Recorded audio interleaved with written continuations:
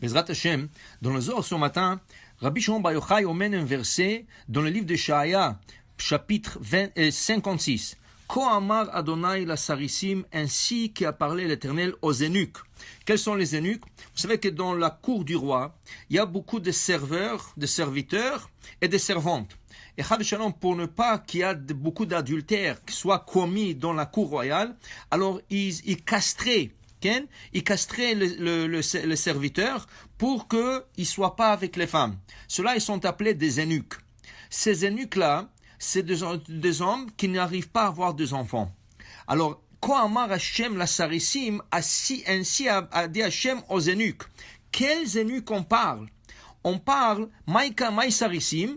Quels sont les sarissim? Ilen inun chavraya, des mishtadli boraita, ceux qui font attention à l'étude de la Torah. Et ils se privent tous les 6 jours de la semaine de plaisir du monde. Aussi, le verset, c'est sûr qu'il parle aussi de gens qui ne peuvent pas avoir des enfants toute leur vie. Alors, il y a des gens qui ont des enfants, mais malheureusement, les enfants ne sont pas réussis. Et ceux-là, ils font contre la Torah, ils ne suivent pas le chemin que leurs parents les ont tracé. C'est comme Has Veshalom, cette personne n'avait pas des enfants. Oui, il a fait son devoir. Kibud Avaim, comme on voit chez le roi Hiskia, qui ne voulait pas avoir des enfants, car il a une prophétie comme quoi ses enfants seront des idolâtres. Mais il a été presque puni par Hachem parce que il lui a dit Hachem, c'est pas ton problème. Toi, tu dois faire ton devoir. Maintenant que les enfants soient réussis ou pas, toi, tu as accompli une mitzvah, piria, verivia, se multiplier, fructifier, ça c'est une mitzvah. Maintenant, pour les enfants, il faut prier. Pour les enfants, il faut avoir un peu de mazal avec les enfants. On essaie de leur donner la meilleure éducation qu'on peut. Et si hasve shalom, hasve khalila, ils ne sont pas réussis, ça veut dire qu'ils ne sont pas dans le bon chemin. La personne, au moins, il a fait tout son possible pour que ses enfants réussissent, mais il faut jamais se désespérer. Il faut continuer à prier pour ses enfants, car ces enfants, ils sont ici dans ce monde, il y a une grande possibilité qu'ils fassent teshuva. Et comme le Shulchan Aruch nous enseigne qu'il est interdit de déshériter un enfant qui n'est pas dans le bon chemin. Pourquoi? Peut-être lui, il n'est pas dans le bon chemin, mais Bezrat Hashem, son fils et son petit-fils seront dans le bon chemin. Alors il faut jamais écarter un enfant du bon chemin. Mais maintenant, il y a carrément des gens qui n'ont pas des enfants. Et cela, hasve shalom, ils quittent ce monde sans le saint souvenir. C'est pour cela qu'il est très important que ces personnes-là, dans leur vivant, ils font quelque chose pour leur âme.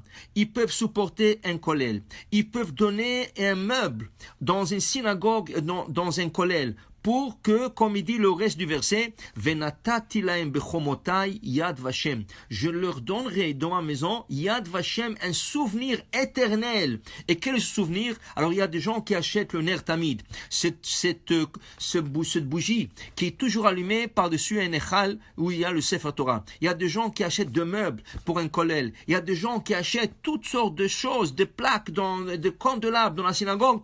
Et ça, c'est des plaques, ça, c'est des souvenirs qui restent éternellement. Même une personne qui a laissé des enfants, leurs enfants devraient voir comment ils peuvent avoir le souvenir de leurs parents éternellement dans une synagogue. C'est sûr, on parle des synagogues qui sont actives, des synagogues où il y a des gens qui viennent, qui prient, qui étudient. Ça, c'est Venatati lahem yad vashem. Ça, Hachem a parlé aux sarissim, il a parlé aux eunuques qui veut dire des gens qui n'ont pas d'enfants, ou des gens qui ont laissé des enfants qui ne sont pas dans le bon chemin, alors ils sont comme des eunuques, ou les gens qui se privent dans ce monde de tout le plaisir du monde. Hachem leur parle et leur dit Venatati lahem bebeti, dans ma maison, dans la synagogue, dans le Bet Midrash, Yad Vashem, ils auront un souvenir éternel. Pour dire que cette chose-là, une personne doit s'occuper dans son vivant. Il ne faut pas avoir le dimion. Il y a des gens qui ils ont peur d'acheter un terrain ou pour être enterré. La Gemara dit dans Berachot,